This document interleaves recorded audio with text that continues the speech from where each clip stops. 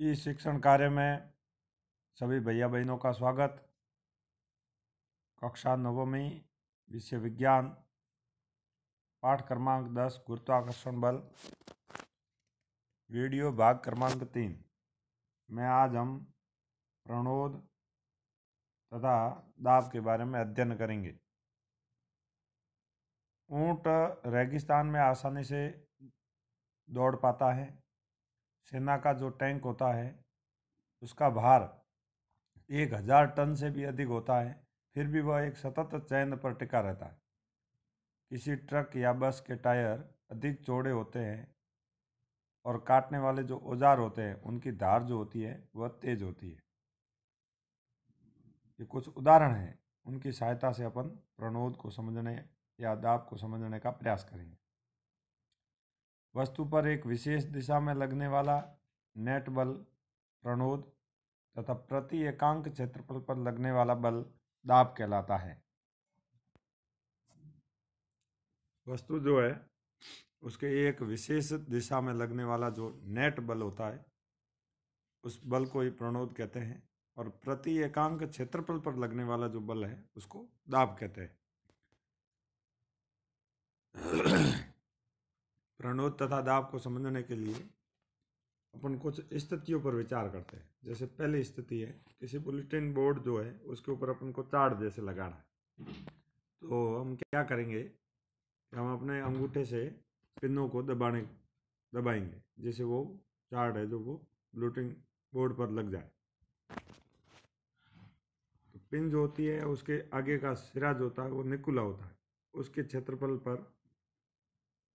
कम है और दाब अधिक लगेगा, और उस दिशा के अंदर कील जो होती है वो बुलेटिन बोर्ड के अंदर प्रवेश कर जाती है। यह बल बोर्ड की सतह के लंबवत लगता है। यह बल पिन की नोक पर अपेक्षाकृत छोटे क्षेत्रफल पर लगता है। दूसरी स्थिति जो है, हम जैसे रेत के टीले के ऊपर खड़े रहते हैं तो हमारे पैर रेत में धंस जाते हैं, और उसके बाद में हम रेत पर लेट जाते हैं तो हमें ये आभास होगा कि हमारा शरीर है वो पहले जितना रेत के अंदर नहीं धंसता है। दोनों स्थितियों में रेत पर लगने वाला बल हमारे शरीर का ही भार है। जब हम खड़े थे तब भी रेत के ऊपर जो बल लग रहा था वो हमारा शरीर का भार ही था। जब सो रहे हैं तब भी रेत के ऊपर जो बल लग रहा है वो हमारे शरीर का भार है, परंतु दोनों स्थितियों के अंदर रेत है वो धंसने की स्थिति वो अलग अलग है। जब हम खड़े थे तो भार ऊर्ध्व दिशा में नीचे की ओर लग रहा था, लगने वाला बल। यहाँ बल रेत की सतह के लंबवत लग रहा है, और किसी वस्तु के सतह के लंबवत लगने वाले बल को प्रणोद कहते हैं। जैसे अपन खड़े हैं तो अपने पूरे शरीर का भार जो है वह कम क्षेत्रफल पर लंबवत लग रहा है। पैर जो है इतने ही क्षेत्रफल पर पूरा भार लग रहा है। इसको बोलेंगे ऊर्ध्व यानी सीधा लंबवत। ऐसा जब बल लगता है उसको प्रणोद बोलते हैं। और जब हम शीतल रेत पर खड़े होते हैं तो बल तथा हमारे शरीर का भार हमारे पैरों के क्षेत्रफल के बराबर क्षेत्रफल पर लगता है। पूरे शरीर का भार हमारे पैर का जितना क्षेत्रफल है इतने पर ही पूरा भार लग रहा है, और जब हम लेट जाते हैं तो वही बल हमारे पूरे शरीर के संपर्क क्षेत्रफल पर लगने वाले क्षेत्रफल के लगता है। यानी अपन जब सो रहे हैं रेत के ऊपर तो हमारा शरीर है वह रेत के जिस क्षेत्रफल से स्पर्श है पूरे उस क्षेत्रफल पर है जो बल लग रहा है। दोनों स्थितियां हैं। तो जब बल लग रहा है तो पहली स्थिति जब अपन खड़े हैं तो क्षेत्रफल कम है, दूसरी स्थिति के अंदर क्षेत्रफल बढ़ जाता है, पैरों के क्षेत्रफल से अधिक होता है। इस प्रकार समान परिणाम के बलों का भिन्न भिन्न क्षेत्रफल पर भिन्न भिन्न प्रभाव पड़ता है। उपरोक्त स्थिति में प्रणोद समान है, लेकिन उसका प्रभाव क्या हो जाता है, अलग हो जाता है। इसलिए प्रणोद का प्रभाव उस क्षेत्रफल पर निर्भर करता है जिस पर वह लगता है। रेत पर प्रणोद का प्रभाव लेटे हुए की अपेक्षा खड़े होने में अधिक होता है। जब लंबवत प्रणोद लगता है तो अधिक होता है, और क्षेत्रफल जैसे ही बढ़ा देते हैं किसी वस्तु का तो प्रणोद कम हो जाता है। प्रति एकांक क्षेत्रफल पर लगने वाले दाब प्रणोद को दाब कहते हैं। प्रति एकांक क्षेत्रफल है, उस क्षेत्रफल पर प्रणोद कितना लग रहा है वही दाब है। तो दाब बराबर प्रणोद बटे क्षेत्रफल। इसको समीकरण 10.20 बोलेंगे। ये जो समीकरण है उसमें प्रणोद तथा क्षेत्रफल के ऐसा ही मात्रक प्रतिस्थापित कर देते हैं। प्रणोद का ऐसा ही मात्रक क्या है? न्यूटन है, क्योंकि वह एक बल है। क्षेत्रफल इसको किस में मापते हैं? मीटर स्क्वायर के अंदर नापते हैं। तो इसका जो दाब का जो मात्रक है वो क्या हो जाएगा? Newton metre square. एक वैज्ञानिक हुए हैं ब्लेस पास्कल ने के सम्मान में इसको दाब का जो मात्रक है, ऐसा ही मात्रक है, वो पास्कल कहलाता है, जिसको पीए से व्यक्त किया जाता है।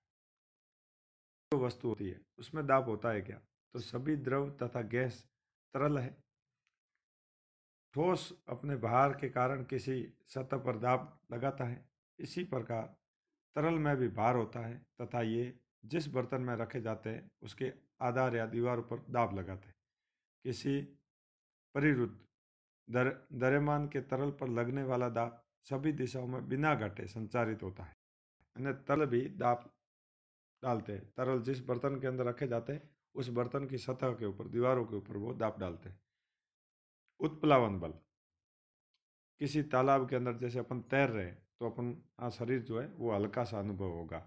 या कुएं से बाल्टी निकाल रहे तो बाल्टी निकालते हुए जब बाल्टी अपन पानी के अंदर, तब तक बाल्टी है जो चलेगी तब तक हल्की होगी, और जैसे बाल्टी को पानी से बाहर निकालेंगे तो अपन को भारी लगने लगेगी। ऐसा क्यों होता है? तो पृथ्वी जो होती है, पृथ्वी का गुरुत्वाकर्षण बल वस्तु पर नीचे की ओर खींचता है। पृथ्वी का गुरुत्वाकर्षण बल जो है वो वस्तु को नीचे की ओर खींचता है। इसके कारण वस्तु नीचे की दिशा में खिसकती है। लेकिन जब अपन पानी की जो बाल्टी है वह ऊपर की ओर खींचते हैं तो अपन ऊपर बल लगा रहे हैं, गुरुत्वाकर्षण के विरुद्ध अपन बल लगा रहे हैं। अतः बाल्टी ऊपर की दिशा में धकेली जाती है। वो हल्की होने का कारण क्या है कि पानी जो होता है वह उस वस्तु के ऊपर की ओर बल लगाता है। उस दिशा के अंदर अपन भी बल लगा रहे हैं, बल लगाकर बाल्टी को खींच रहे हैं ऊपर।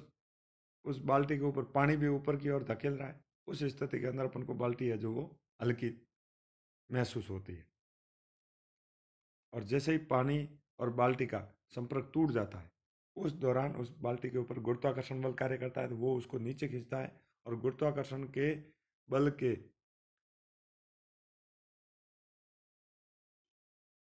बल से ज़्यादा अपन को बल लगाएंगे तब वो बाल्टी है जो कुएं से अपन बाहर निकाल पाते हैं।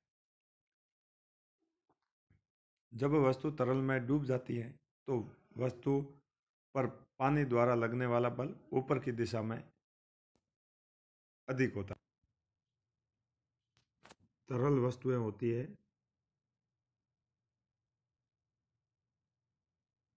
वे ऊपर की ओर एक बल लगाती है, उसको उत्प्लावन बल कहते हैं।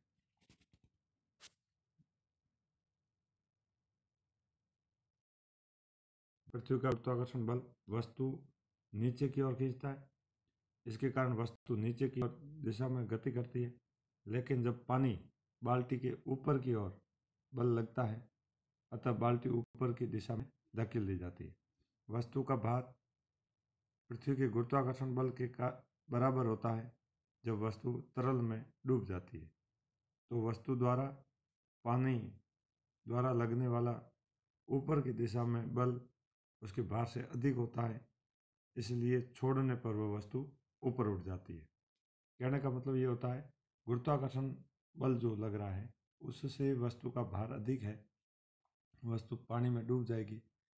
गुरुत्वाकर्षण से वस्तु का भार कम है तो वो जो तरल पदार्थ है, पानी जो है, वह उसके ऊपर एक बल लगाएगा जिसको उत्प्लावन बल बोलते हैं, और जिससे वो वस्तु है जो पानी के सतह के ऊपर आ जाएगी।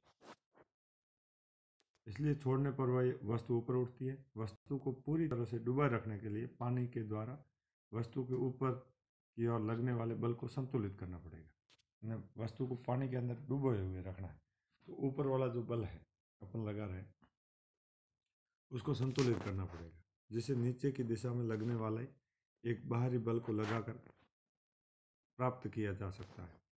यह बल कम से कम ऊपर की ओर लगने वाला बल तथा वस्तु के भार के अंतर के बराबर होना चाहिए।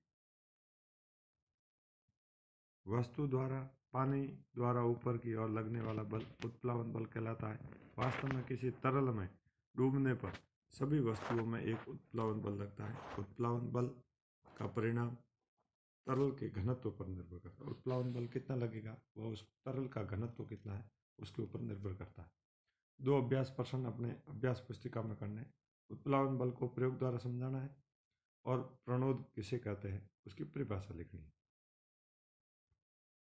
धन्यवाद।